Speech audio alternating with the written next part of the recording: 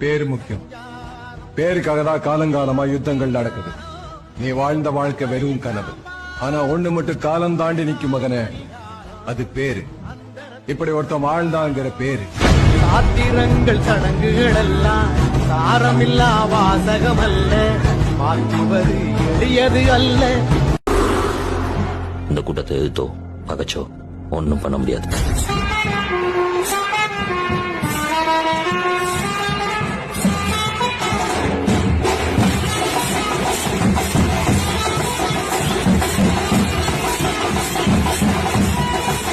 ஆஸ்தி அந்தஸ்தை கூட இழந்துடலாம், ஆனா அடையாளத்தை இழந்துடலாம்.